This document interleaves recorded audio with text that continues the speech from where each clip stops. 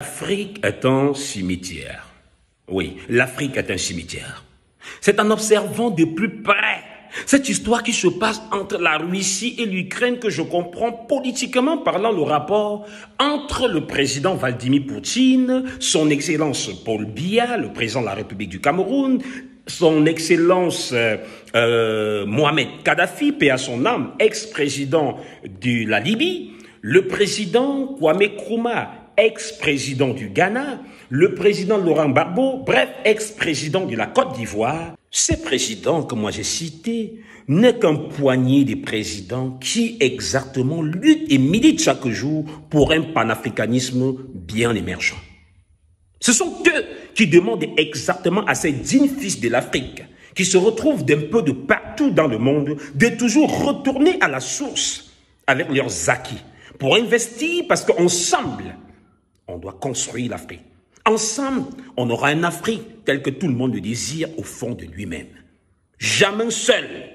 Ils ne pourront jamais, je dis bel et bien jamais sans la diaspora, parvenir à faire de l'Afrique quelque chose d'autre que d'être un cimetière, etc. On réalise exactement que l'Afrique est un cimetière. Dans tout ce que Poutine a dit, j'en ressors tout simplement que vivre bien pour les Africains consiste à positiver l'existence. Poutine a dit que l'Afrique est un cimetière. Ça, je d'accordise. Quand un président africain, un général africain, un ministre africain, les hommes d'affaires africains, même les célébrités africaines deviennent riches. Lorsqu'ils deviennent riches, ils envoient tout leur argent où? Ils gardent leur fortune où? C'est en Suisse.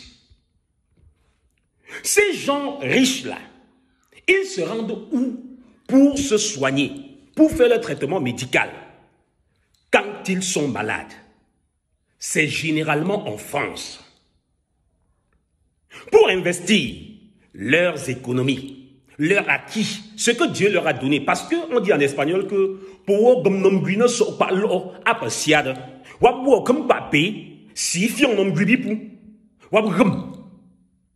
vont investir ces nombres où? Cet argent où? Ce madame où? Ils vont investir en Allemagne, en Inde et je ne sais pas où. Lorsqu'ils ont investi là-bas, ils veulent acheter, je vais dire quoi? Ils veulent peut-être s'équiper, ils veulent acheter des voitures, ils veulent acheter je ne sais pas quoi, des vêtements, des bijoux. C'est à Dubaï qu'ils vont faire les achats. Ils vont faire des achats. Quand ils veulent investir au Cameroun, c'est en Chine qu'ils vont acheter. Ils ignorent la consommation de nos productions. Ils ignorent le financement dans les possibilités d'accompagner des jeunes dans la réalisation, je vais dire, de leurs dons que Dieu leur a donnés. Il faut financer les dons des enfants. Ils ne le font pas. C'est en Chine qu'ils vont acheter les dons des Chinois réalisés. Même si c'est de la pacotille, ils amènent ça ici. Quand ils vont en Europe, ils importent toujours pour ramener en Afrique jusqu'aux caleçons des Blancs qui sont déjà morts, les chaussures des Blancs qui sont déjà morts, les vêtements des Blancs qui sont déjà morts, même les couvertures des Blancs qui sont déjà morts. Des gars importent ça ici en Afrique et on appelle ça friperie. Vraiment, l'Afrique est un cimetière. L'Afrique est un cimetière parce que lorsque quelqu'un devient riche en Afrique, il va prier où? Il ignore les lieux sacrés. Il ignore les endroits où exactement il pouvait aller se ressourcer. Dans nos coins sacrés de l'Afrique, non, c'est à Rome maintenant qu'on va prier. C'est au Vatican qu'on va prier. C'est à la Mecque qu'on va prier. Est-ce que c'est normal? Vous allez comprendre exactement pourquoi je dis ça à la fin de cette vidéo. L'Afrique est un cimetière.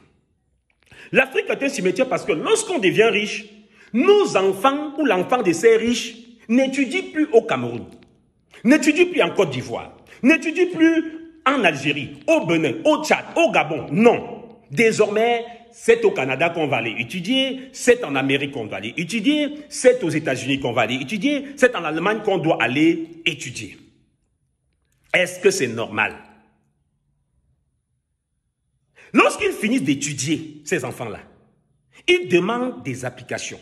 Ils demandent des nationalités de ces blancs. Et quand ils ont les nationalités de ces blancs, nationalité occidentale, maintenant il faut voyager pour aller un peu quand même se ressourcer. Non, ce n'est plus en Afrique qu'on vient se ressourcer. Ce n'est plus en Afrique qu'on doit voyager pour aller nourrir ses fantasmes. C'est au Brésil qu'il faut aller voyager, c'est au Portugal, c'est à Dubaï, c'est en je ne sais pas où. Ça s'appelle du tourisme.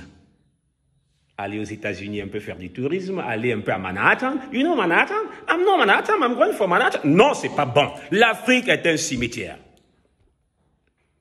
Lorsque ces gars vont faire du tourisme, forcément, on ne fait pas du tourisme seul. Il faut qu'ils essaient un peu de redynamiser leurs organes de base. Et c'est comme ça qu'ils commencent à épouser les enfants, je ne sais, de n'importe qui, soit disant que c'est la mondialisation, c'est la liberté humaine, c'est la démocratie, c'est la démocratisation de l'amour, mais comme ils vont épouser les blancs pendant que nos sœurs ont soif du mariage. Ceux qui sont femmes vont épouser donc, n'est-ce pas, des blancs pendant que nos frères sont en Afrique et manquent de bonnes femmes. Toutes ces bonnes femmes-là sont parties épouser, mais je ne sais qui. Mais quand ils meurent, même les petites associations qu'ils ont essayé de faire à l'extérieur, dans les statuts et règlements intérieurs, il est dit qu'on doit cotiser l'argent. Ton assurance, c'est pour dédouaner le corps et ramener en Afrique, afin d'éviter le ndio, la malédiction, la malchance.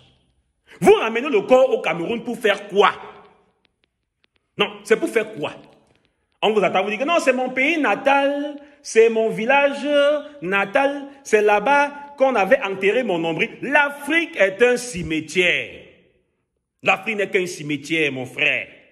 Et vous venez encore en Afrique demander que le président Ouattara développe la Côte d'Ivoire, que le président Paul Biya développe le Cameroun, que le président, je ne sais pas qui au Bénin, ou bien au Gabon, Mbongo, qu'il développe le Gabon. Pourquoi est-ce qu'on développe le cimetière, mon frère? Vous voulez qu'on investisse l'argent pour développer un cimetière? Non. Je pense quand même que... Attends, vous voulez que je dise? Que je dise quoi? Monsieur le Président de la République, Paul Biya, laissez le Cameroun comme ça. On ne développe pas le cimetière. Vraiment, si le pays est devenu un cimetière et que vous refusez de retourner à la source après être parti attraper le vrai gibier, je vais dire quoi? Peut-être que c'est la jalousie. Hein? Peut-être que je bavarde de tout ça parce que moi-même, je n'ai pas encore eu le visa. Mais s'il arrivait un instant qu'on me proposait un visa peut-être pour l'Amérique ou pour le Canada, est-ce que moi-même, je devrais retourner encore ici en Afrique? Puisque l'Afrique est un cimetière et que la parole de Dieu dit que tu es né poussière, tu retourneras poussière,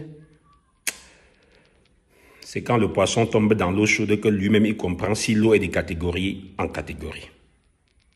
Donnez l'argent à un pauvre, vous serez s'il est soumis ou pas, s'il est respectueux ou pas. Pour l'instant, je ne peux plus parler peut-être, n'est-ce pas, de ça, parce que peut-être je n'ai pas de qualité, mais je crois en ce que Poutine a dit et en ce qu'en fait, je comprends à travers ce qui se passe autour de moi. L'Afrique est un cimetière. Que Dieu en soit témoin. Alléluia.